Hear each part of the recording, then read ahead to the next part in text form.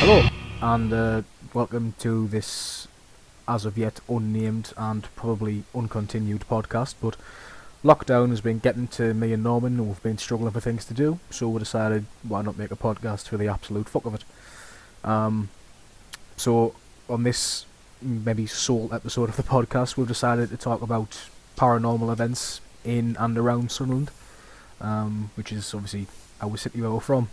You probably know the tales of these hauntings, but on the off chance that anybody on my Facebook who isn't from the northeast doesn't know of these hauntings, or you don't know enough about them, here's some extra information for you.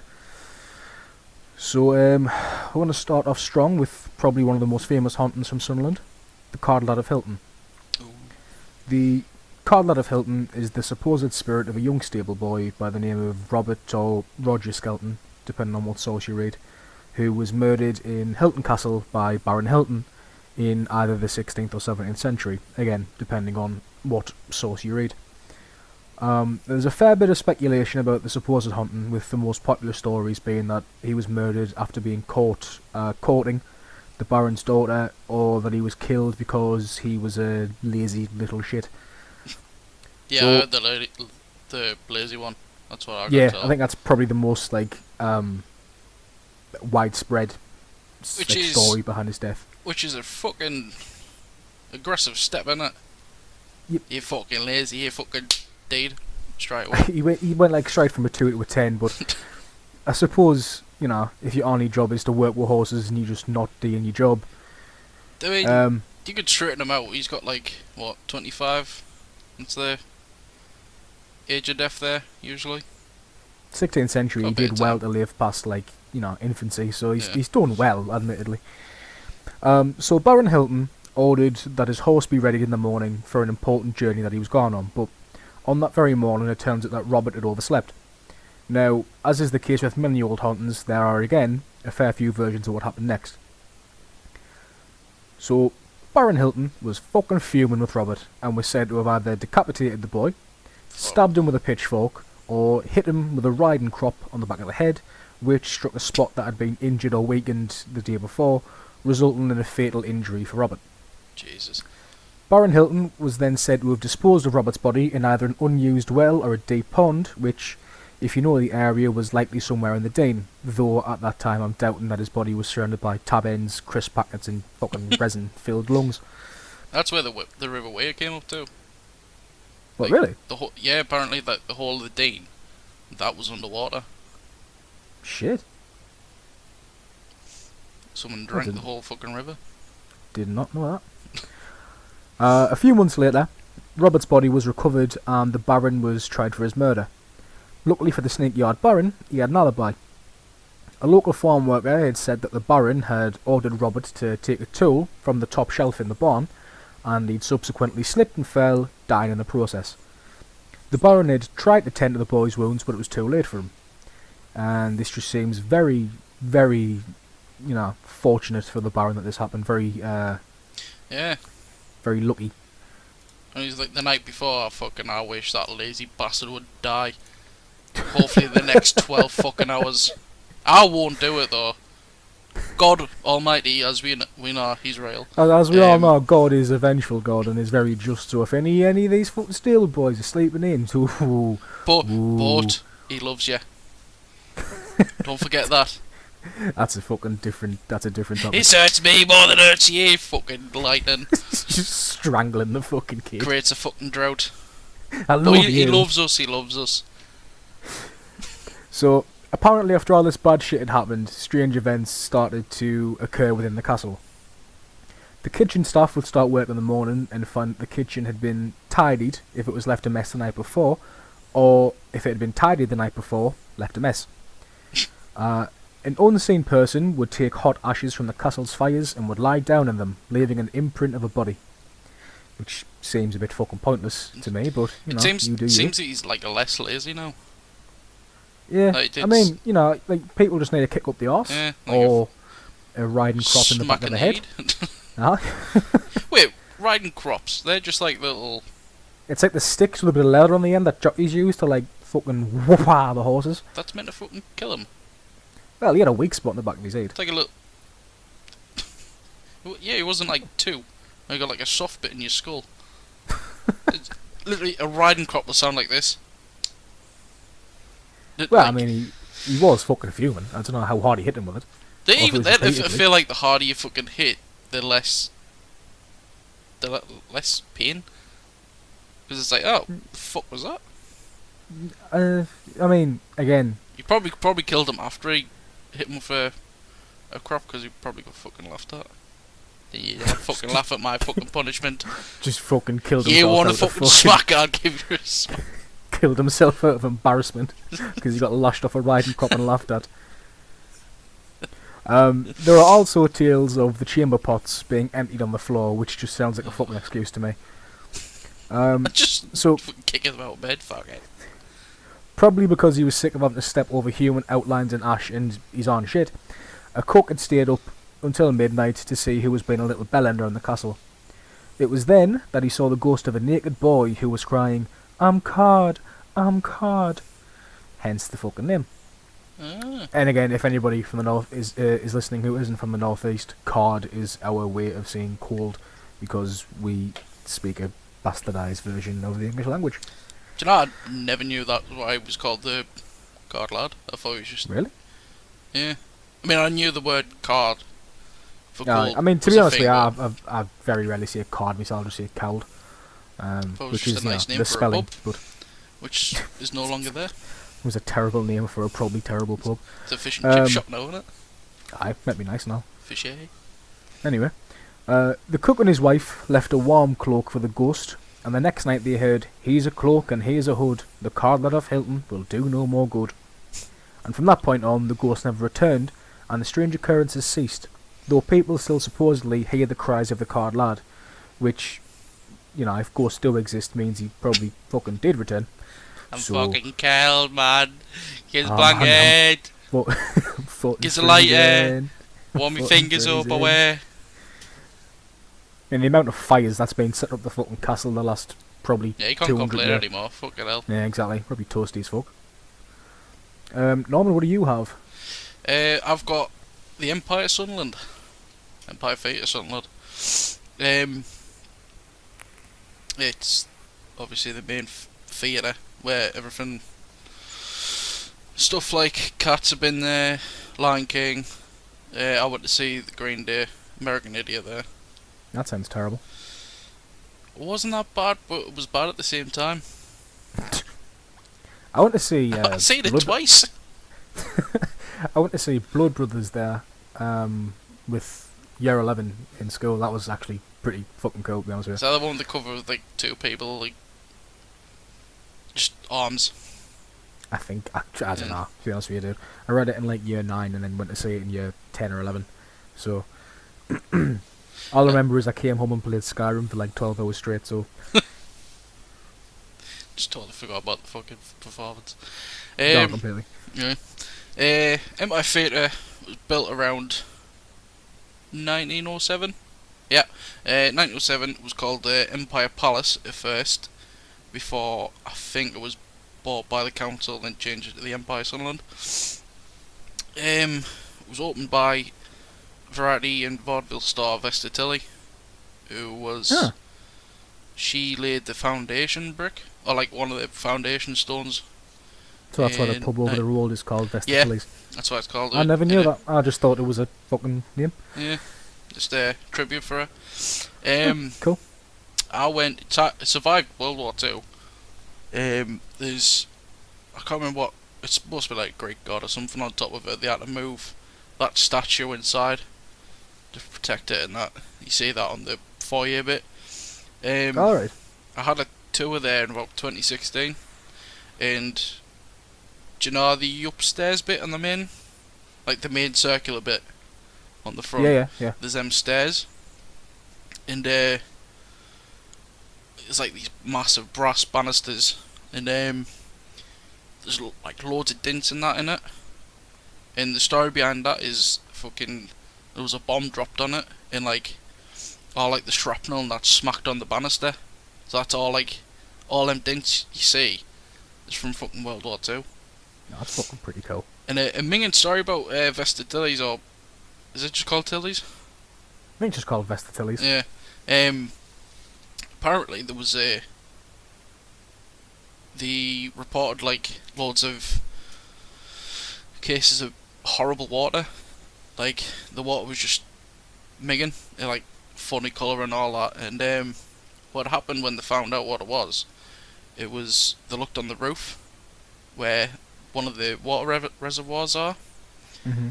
So what happened was in World War Two, there was a fucking poor horse on the road.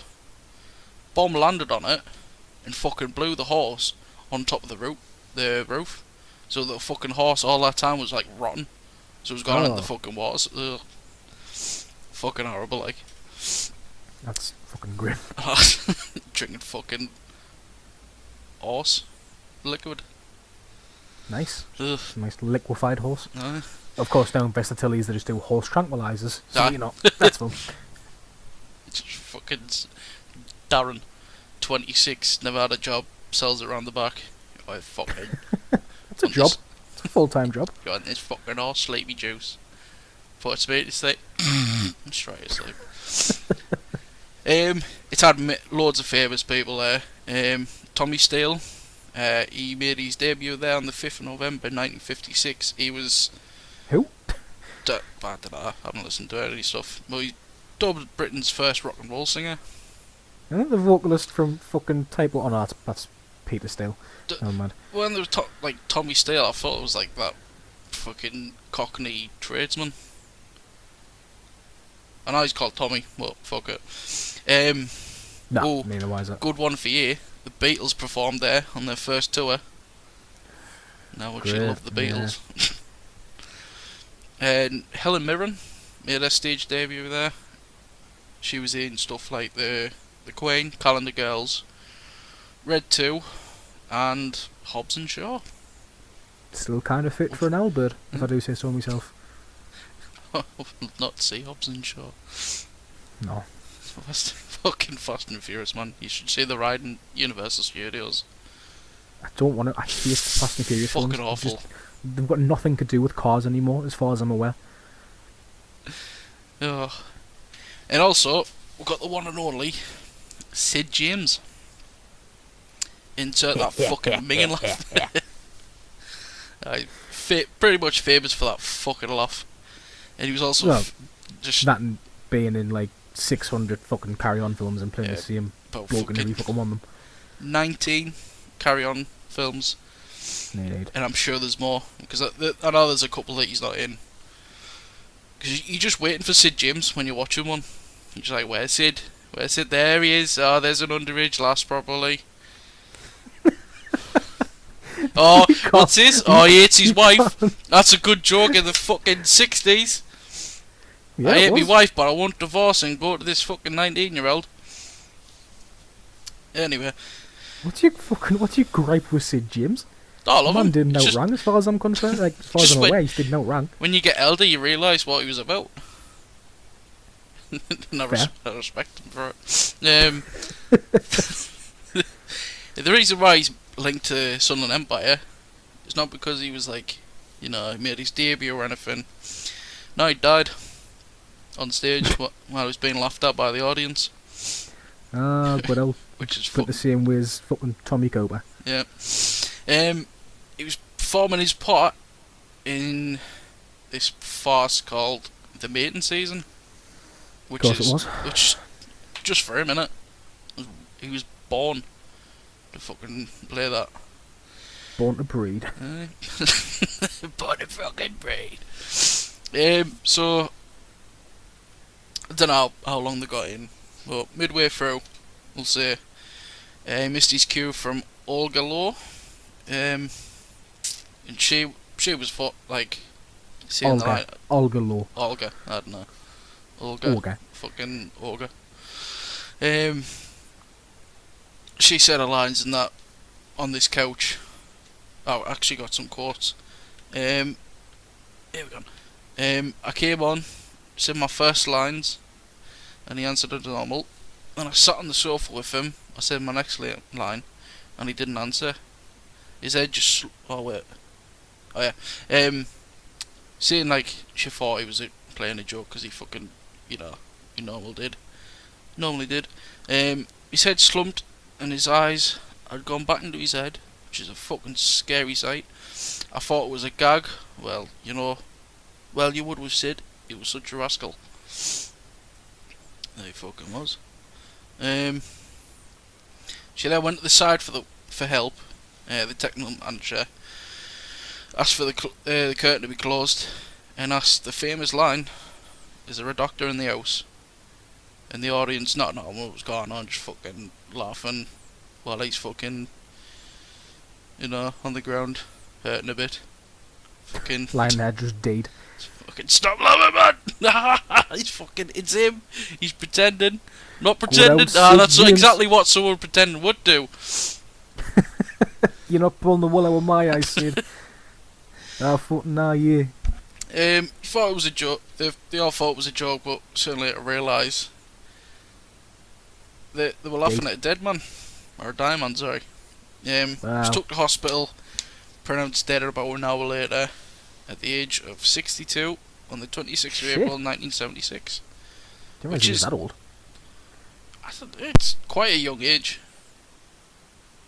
Well, I mean, I thought he was like a lot younger. That was just his appearance. Yeah, fair. Yeah, because I think it was sometime before that, saying that he packed like all the tabs in. Packed in drink and tried to get help because he suffered from a heart attack over a couple of years previously on that, and then died in Sunderland. Sound, aye. Lovely. If there was anywhere else to die, it'd be this fucking city. Yeah. Apparently on the dressing room, which I've had a look, and it's fucking Jesus. I hate rooms when they don't have windows. Yeah. Because you know it just has a creepy fucking thing there. But I had a look around. Say no. People have heard his laugh, which is terrifying when you fucking, you know, working night shift, finishing up and all you hear is fucking just his fucking big smile. Got a quote from Barbara Windsor, who also starred in the Carry On films. Famously. Everyone said to him, "Don't go up to Sunderland. He looked so ill, so unhappy, he went up to Sunderland," and the rest was history. So he'd have blended right the fuck in with everybody else in Sunderland, really. Well, fully enough, Sunderland was like dubbed like. Did it say it was like the? What was that? Don't say it was dubbed the crown jewel of the northeast, for fuck's sake. No, it was like the comics graveyard. That's the one. Because the audience apparently was like fucking brutal. And, sound. I've got a quote somewhere. Where is it?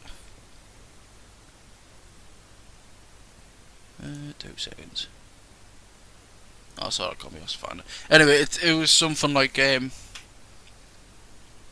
one manager to another said, "Oh, Sid James has just died in Sunderland." The reply was, "Don't worry, everyone dies in Sunderland." Not the way you're thinking. Oh, as in like died on stage. Aye. Oh, right. Aye. Performance went down. I think there's. I'm sure there's someone on the tour mentioned that was on. Said like there's a plaque in. I need to find it, but I think it's Carnegie Hall. Not like the famous, like, how do you Carnegie Hall in New York, I think. Was it New York? Yeah. No, that's like pretty much the main place where people want to end up. And it says something like, "Don't go to Sunderland," fucking. Cause you just get laughed at and not in a good way. Oh well, at least someone's got a bit of world repute. Yeah. Les Dawson, who's another comedy actor. He refused to perform there when he was. Fuck, I forgot what he was performing. Anyway, I don't think it was liked anyway. Because Sid James was fucking with him in the dressing room, which is fucking mint, like.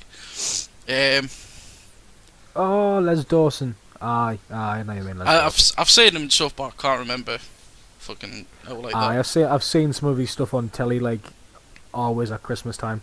Yeah. Yeah. Got a quote from Tom Sleeman. Sleeman.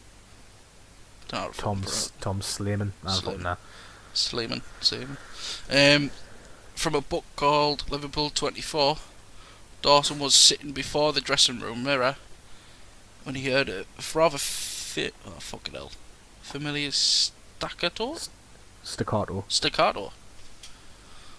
Yeah, it's like a stabbing kind of sound, like a more like a stabbing kind of his laugh is performance.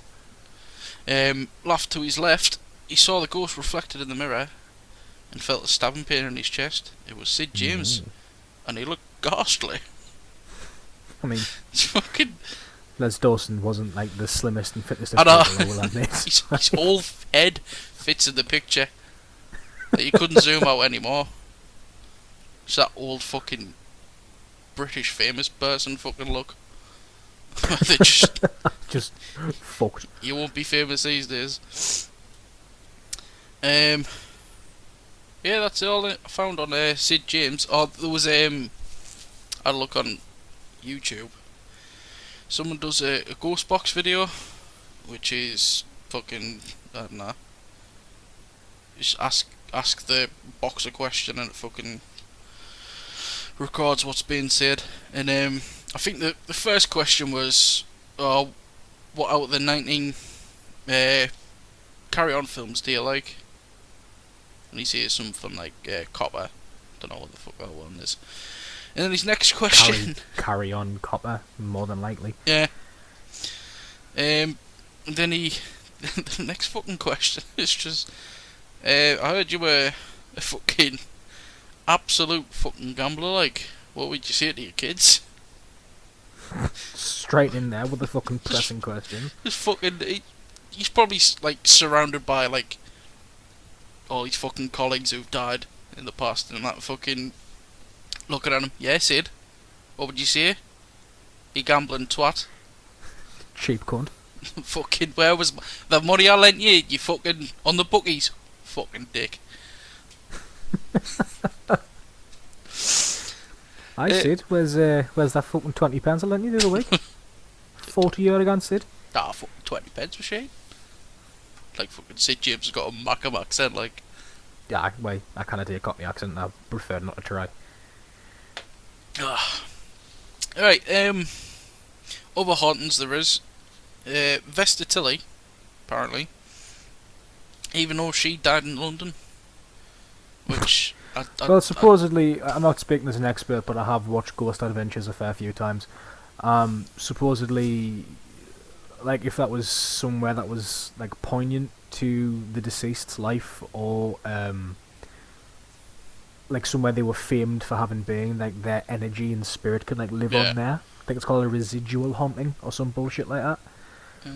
Like, I'm not speaking as a skeptic, because I do kind of like want to believe. Yeah, it'd be fucking cool. I've had no prior experiences, and there's no like solid fucking kind of basis for me to base that belief in ghosts on. So, you know, until it happens, I'm as well. Fucking, it could just be fucking someone making shit up just to impress completely. The new person. Like, yeah, fucking Vesta Tilley fucking walks down here, Aye. And they're like, who the fuck's that? Who? Fucking The pub. The pub walks around. Mad thing. Yeah, Vesta Tilley and Molly Marcel. They said haunt the front of house areas, which is that where you come in? Pretty much the foyer, I imagine. Thought it was. Obviously Vesta Tilley died in London, but Molly Marcel, she was I think like a stage manager for a bit on a couple of shows.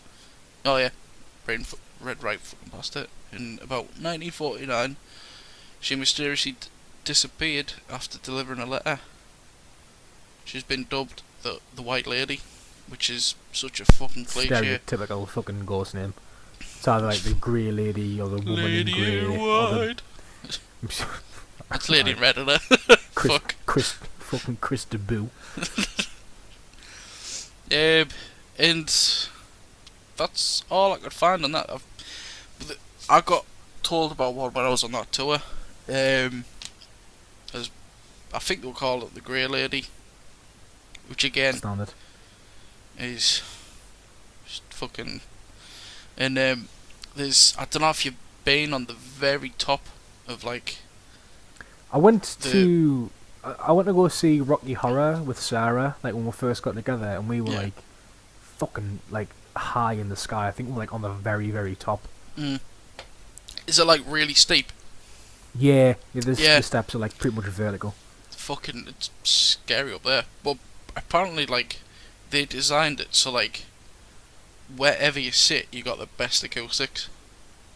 Alright, that's pretty cool. It's either that or the best acoustics was at the top.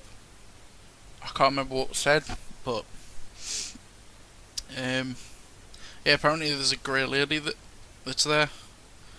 Alright. And like, because we're taking pictures and that, because we're doing a media thing. I asked if I could stay back for like about 10 minutes and just take loads of pictures, see if anything happens. Fuck all there. Yeah. Apparently she just chills up there watching shows. Probably hockling on people in the stands below. No, just from Sunderland, probably. Yeah, fucking D. You sure shite. Get the kid. Get the fucking kid. I can't wait to see all of the audio problems I'm going to have with this podcast until we get some recording equipment. Lovely spite recording of me hockling. Or pretending to hockle. So that's it for the Empire. Cool. I'm glad I don't go. Yeah. I hope you enjoyed me fucking reading like shite. I'm not a very good reader. Nah, or speaker. It seems to be worse when I've got a headset on. Yeah. Because everything sounds fucking like boxed out. Aye. I can kind of hear myself through this microphone, so it's not too bad. So the last one for haunted places that I thought was, worthwhile and that I've got a connection to is the Ship Isis. Which is my fucking favourite pub in all of Sunderland, if not just ever. Years. Aye. I think last time you went, it was me, you, Sarah and Rach did the pub quiz. Yeah. And me and you just sent memes to each other, fucking crying. I think I burnt me fucking coil out. Ah, you did. Fucking so, the Ship Isis, which is, again, my favourite pub ever, dates back to around 1885. I don't know if that's when the building itself was actually constructed or if that's when it became the Ship Isis.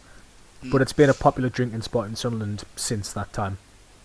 It's said the pub is host to a variety of paranormal activity ranging from disembodied screaming, singing and crying, all the way to full body apparitions, which is like a full sight of a person, of a young girl and a woman in a Victoria era dress. It's also said that the Ship Isis is host to the spirit of Northeast murderess Mary Ann Cotton. Yes. Again, if you're from the Northeast or you have a passion of true crime, you probably know who Mary Ann Cotton is, but just in case, I researched it a bit more, got some information. So without getting into it too much, Mary Ann Cotton was a serial killer who was born in Horton-le-Spring on the most fitting of dates, the 31st of October, 1832. On the 5th of March, 1873, Mary was convicted of and hanged for the murder and poisoning of her stepson, Charles Edward Cotton. It's also believed that she's responsible for the murder of, I think, 3 of her 4 husbands, and it's said that these murders were likely done for insurance claims. So, at least she had like a side hustle. Yeah. So, Get money was probably tight back then. Bank. Well, that sweet death coin. Tuppence a week. I'll get me some here. Whatever the fucking bought in the spare time there. I couldn't find like Norman had some eyewitness testimonies of things that had happened there and that. I couldn't really find any, apart from ones that were on ghost hunting websites and stuff like that, like people who do tours in the area. And I've been on a few ghost hunts and nothing's ever happened. so I take them with a pinch of salt. So, I'm going to interject with my own 2 cents on this. Again, speaking to someone who wants to believe in the paranormal side of things, I would like to think that my favourite pub does host the spirit of Mary Ann Cotton, but as far as I'm aware, she was hanged in Durham in 1873. But supposedly she buried the bodies of 2 of her kids that she'd poisoned in the tunnels, which led from the pub's basement all the way to the River Wear, which I guess makes sense if you need fuel for a paranormal, some paranormal activity. And I suppose it explains the visions of the young girl in the Victorian era dress, sorry. Though I don't know how many of her bands were girls, because she had fucking 13 kids. Yeah, she had a lot, But in my opinion, I doubt it's haunted at all. Never mind haunted by fucking Mary Ann Cotton. It's quite a... If anywhere, maybe Durham Jail is, if it's still standing. I don't know if they rebuilt it. Because Durham Jail back then was spelt as Gaol, as in the old fucking Gaelic spelling of the word jail, which is fun. But yeah, I can't see the ISIS being haunted by anything really. Back in the day, obviously. Go on. Back in the day, Sunderland was Durham, I think. It was part of Durham. It still is, I think. If you Google Sunderland, I'm almost certain it comes up. No, not Sunderland. If you Google Sunderland, I'm almost fairly sure it comes up as it's still part of County Durham. Yeah, I think some parts are because Horton Springs part of County Durham. Yeah, I know that because when I googled where Mary Ann Cotton was from, it said she was from Horton Spring, County Durham. Yeah. Historically in County Durham, there were 3 original settlements on the mouth of the River Wear on the site of modern day Sunderland. Yeah, because the way it goes straight through the middle of Durham, doesn't it? Aye, which I thought would have been the time, but Sarah told me it was the Wear, so shows how much I know about local fucking geography. Yeah, you didn't. You're not gonna swim down, are you? That's all we've got for haunted places. Right. Oh, another thing about Mary Ann Cotton is my mom didn't do it. But no, your mum isn't Mary Ann Cotton. No, she didn't do the murders. I'm just seeing out there in case your mum, one of the loveliest people I've ever met, is a fucking murderer. Also a fucking time traveller. She's out of 100. Well, for her age, I'll give her that if it's true. Loads of parents, when kids are being fucking dickheads and that. And they say, the police is coming for you, I'm ringing social services. Yeah, they used to say, Mary Ann Cotton's coming for you. Yeah, when I was researching Mary Ann Cotton, there was a rhyme that I didn't really know whether to bring up or not. I think because it was just pretty fucking bent, to be honest with you. Yeah.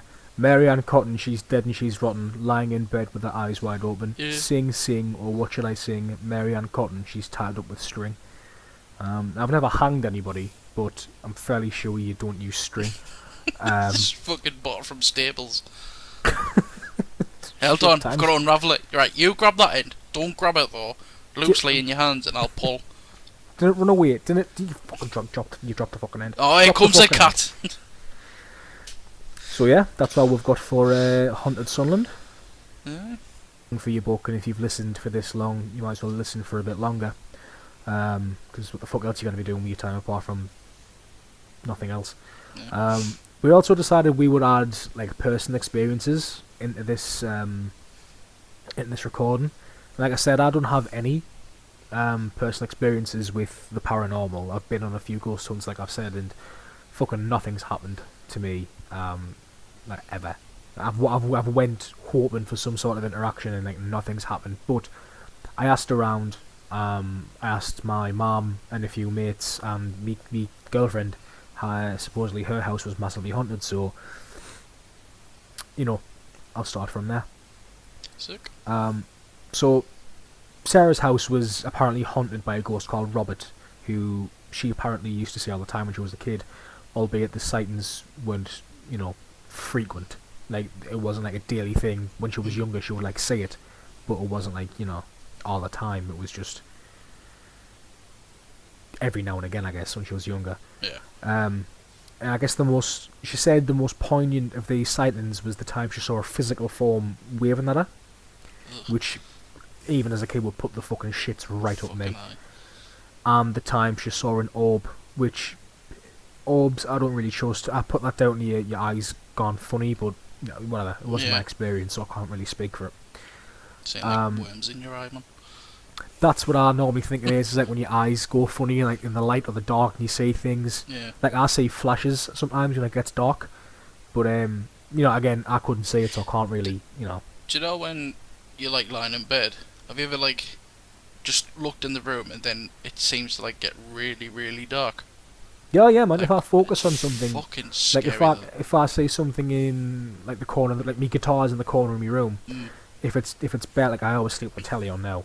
But if the room's like dark, I'll focus on the guitar or whatever, and I can make it all just go black. Yeah, it's fucking. I hate it. There's also an instance of Sarah's dad being smacked on his head and a mum being smacked on the arse by the ghost, as well as the ghost helping a mum put away the Christmas decorations one year, which was probably just him trying to say sorry for the whole smacking you and the husband thing. Do you know what? I was totally out of order. Like, that's held me hands that's up. not me. That's my dad's side coming out. To be honest with you. Like, yeah, fucking sort this tinsel out. Yeah, because the baubles. Sarah and I live together now, and we have done for about nearly a year at the time of this being recorded. But I think it was about a year or two before we moved in together. She would get these cold spots in her room and on her bed, which she said lasted for a good few months. She'd also hear whispers in her ears from the cold spots, which is she said the first time she heard it say its name. And it also coincides with a sleep paralysis experience she had, where I don't think he was visible, but like the voice was there, his presence was there or something, and it was supposedly shouting its name at her from the location of the cold spots in the room. Robert! Robert! Robert! Just acknowledge I'm here. That's all I want. Oh God! Just want some love. But I remember talking to her about it before, and you know where Sarah used to live, don't you? Yeah. Yeah, like down from the actual castle. Aye. So I think she was saying before, she thinks it might be something to do with the castle. Wasn't the barrel called Robert? The kid was called Robert or Roger. Cheeky bastards. I fucking know. Like, I don't know how far the castle grounds stretched. I don't know if it stretched along or stretched like down around or what, but like you could see the castle from Sarah's house. Yeah. So like it was fucking pretty close to her house. So like maybe if it still up to his no good tricks. If it is true, he's just being a fucking arsehole. My mum's experience is like actually really lovely. So it's quite short, but it is quite nice. And she's probably gonna kick me fucking head in if I get it wrong, but whatever. Yeah. I think she said it was just before our 21st birthday, and her nana had died not long before. So come the day of or the day after or whatever of our 21st, she had walked to our granddad's. I think, our nana and granddad's, obviously our nana had passed, to pick up like our birthday cards and that. Yeah. And like any good Sunderland woman, she'd been out for a night on the piss to celebrate her birthday, so naturally she was fucking rough. So she gets her cards, and I think it was early doors. She goes back home. She had a flat in Red House, and she goes for a lie down to sleep off a hangover. And she said while she was asleep or was just drifting off, she felt someone like grab the sides of her face and like kiss her on the lips, and she heard "Happy Birthday" or something like that. And the whole face grabbing kiss was the exact way that her nana would kiss her. And I just think that's absolutely fucking lovely. Oh, that's a nice one, like. Yeah, that was like one of the nicest ones I've heard. But if it's not, I know that. Then. I mean, it was a flat in Red House in the in 1990, so maybe I don't know. Not entirely sure, but. Yeah. Well, if it was that, that's a nice one, like. That's lovely, isn't it? Yeah. that's all I've got for people close to me. Have you got any? Yeah, I've got some of my own. Well, sort of the recent one. It hasn't actually happened to me. It's just what I've heard from when I was working in Sunderland a couple of years back. Used to work in a residential home, caring for like people with difficulties and that. And the house we were in, a huge, lovely house. It must be over like 100 years old. One of them type houses. And I remember the first thing I got told was there's a basement which got converted into a room for a resident. And basements are always a good source of just shit going wrong. Fucking, if you don't want out, just chuck it in there. Yeah. Just bury it. I don't trust basements by like any measure. I don't want one. Apparently, I don't know when the time frame was, but apparently, there was workmen in there and doing some plumbing and all that. And one of them comes up to talk to the manager or whoever's on the floor, saying, "Oh, could you tell the little girl to stop running about? Because she's gonna get hurt." And fuck that. Bear in mind, it's a care home for adults. Adults with learning difficulties. Yeah. Like youngest being 20 odd, oldest being about 50, 60, about roundabouts like that. So definitely no little girls. No, definitely not. No. And no one would bring any like children in, because obviously you're not allowed to. It's like a secure. It's like common sense facility. Yeah, but apparently there's like other sightings of her. Apparently right in the attic, which is like about say the third floor.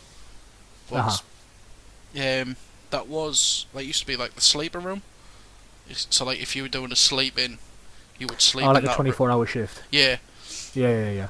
And then it got converted into, fucking storage space.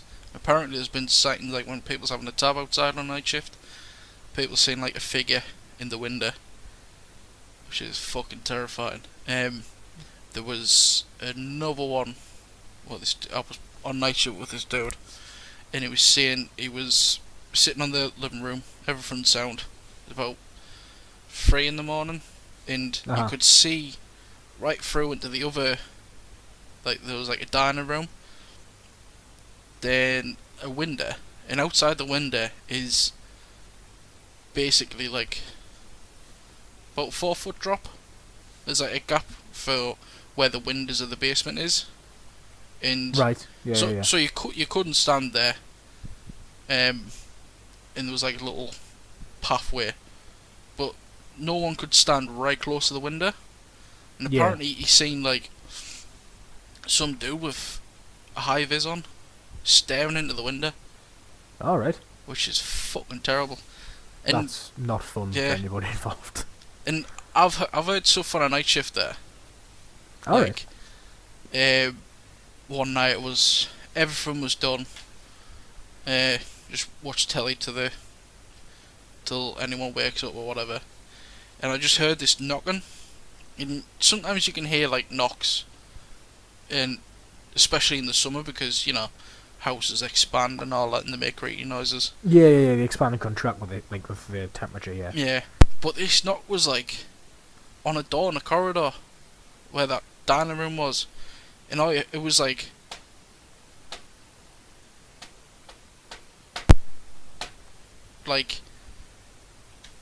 it wasn't like a pattern. Right. And it was getting like louder, and then like I turned the light on and got up and looked, and I was like, it stopped it all. I was like, fuck this, I'll keep the fucking light on. Yeah, fuck that. They were fucking scary, like. And I've got one from, God, I think it was year 8 in secondary school. We went to this trip for English. To a place called Stratford upon Avon, and it's the birthplace of Shakespeare. Is it the birthplace? Yeah, I think it's the birthplace of Shakespeare, where he was from. It's got a theatre there. I think that, yeah, is it the Globe? Yeah. No, Yeah, I think... no, I think the Globe is in London. But there is like an old Shakespeare theatre there, Yeah, which yeah. I think that's definitely haunted. And we were there for 4 days, roundabouts, and we done our activity during the day, and then on the night we went to this. I forgot to look it up, but it's like this. I'll put a link in or whatever on whatever site we're putting this on, and it was like a little haunted house type of place, really like old, like Tudor type house, Uh-huh.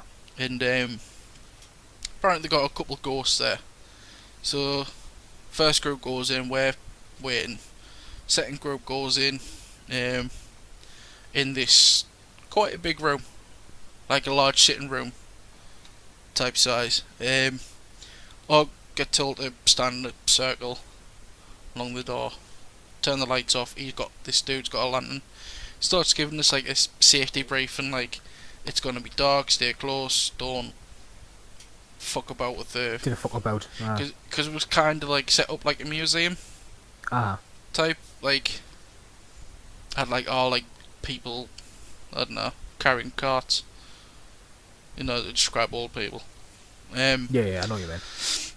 So he says like, in a sec I'm gonna ask if anyone wants to leave now. But if not, fucking, you can just tell us while we're going through it. And Yeah.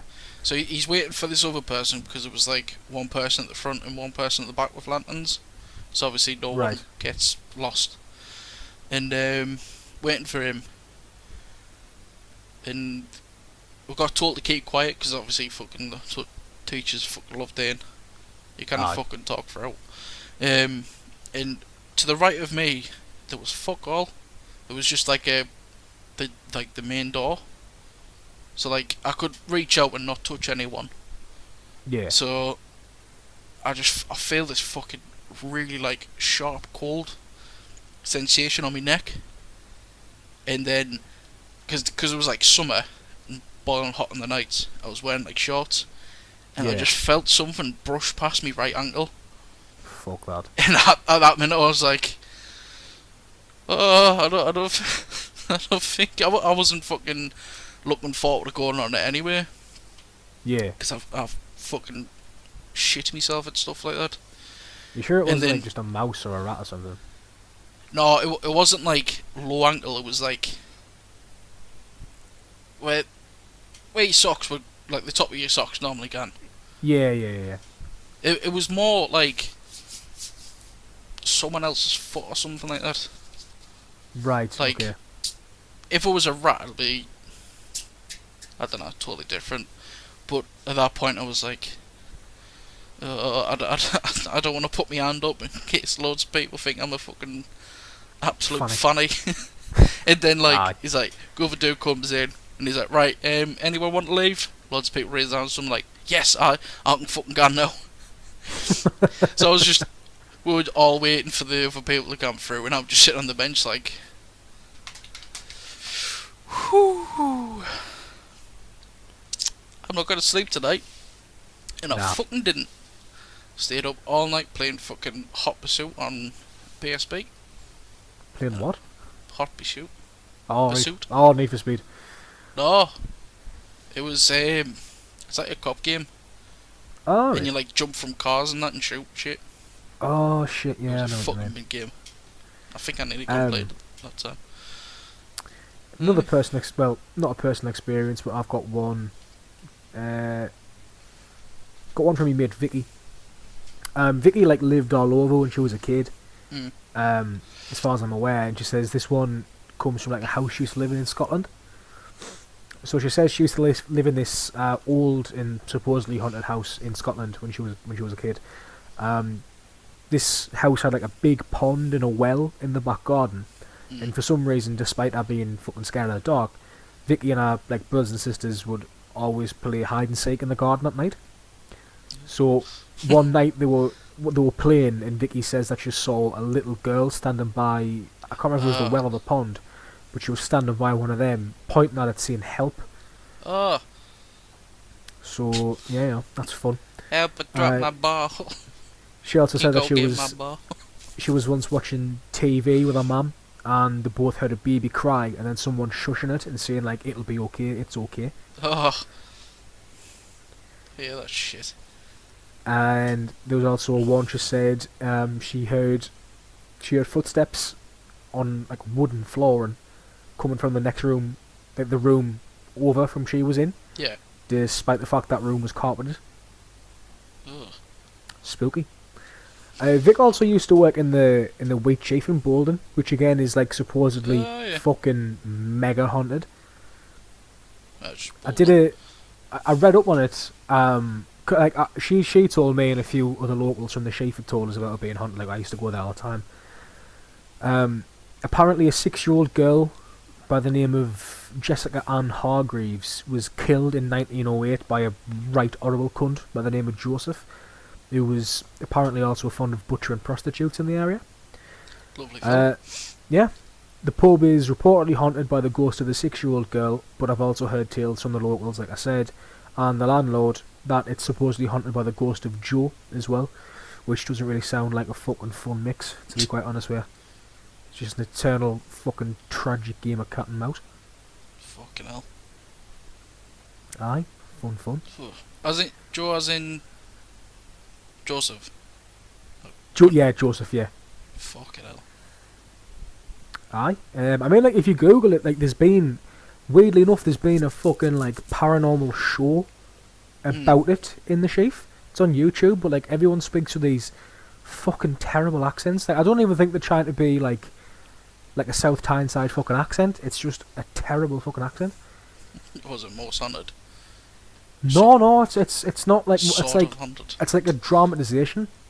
Alright. It's fucking weird. Ugh. It's awful. It is awful. But as far as I'm aware, there's been a few like ghost hunts and that in there. Yeah. See, that's the thing about ghost hunts. Like, if you're gonna haunt people, you're not exactly gonna put a show on. Like, what do you mean? I don't know. Like, if you're a ghost, you feel up pressure. Like, oh, there's 20 people with a fucking dude leading them. Fuck, I've got to do something good here.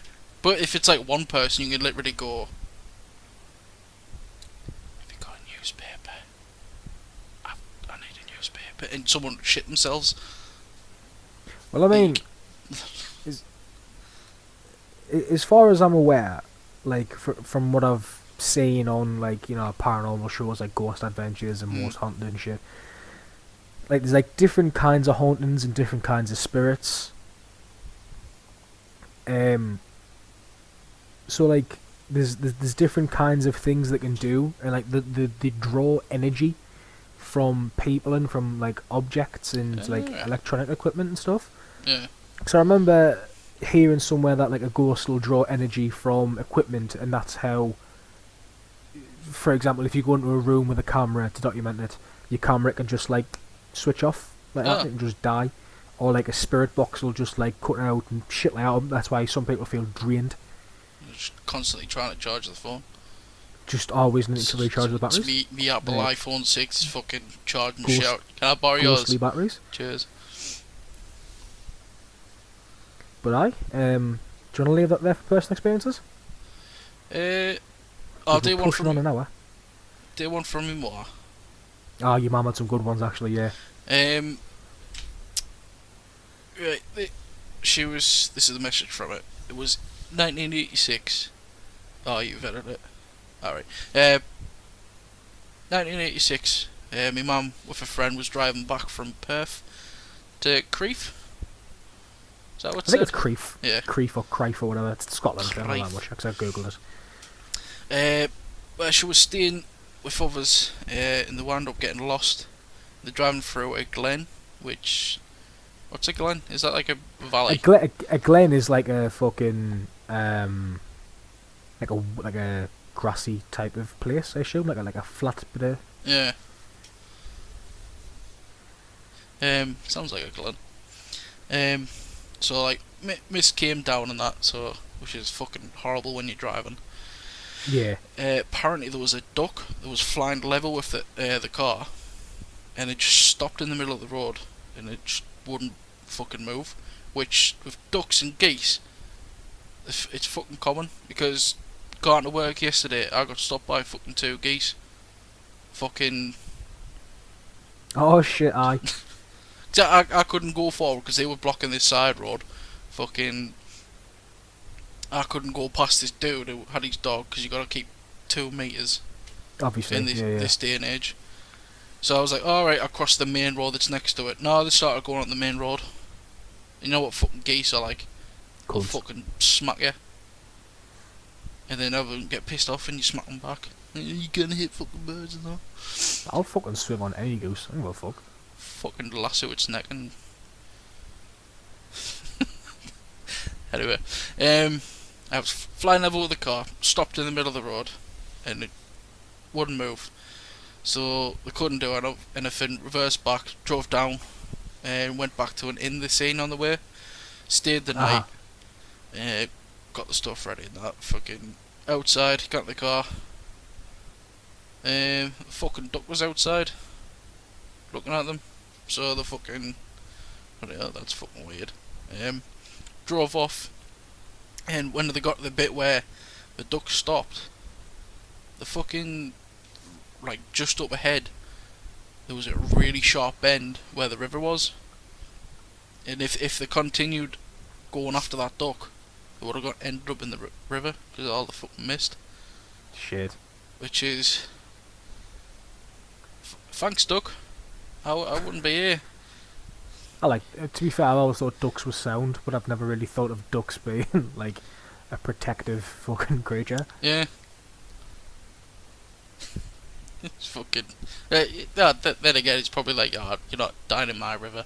I've got to swim in that. That's technically my home, in my car, and where people throw food, so didn't die in it. Be like the fucking horse. Cool, right? Well, I think that's us done for this podcast. So, if you've listened for this long, thank you very much. If you go 5 minutes and turned it off, I don't fucking blame you.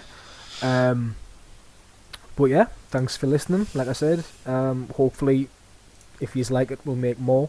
If not, we'll probably still make more out of spite. So yeah, thanks very much. Cheers. Ta-da.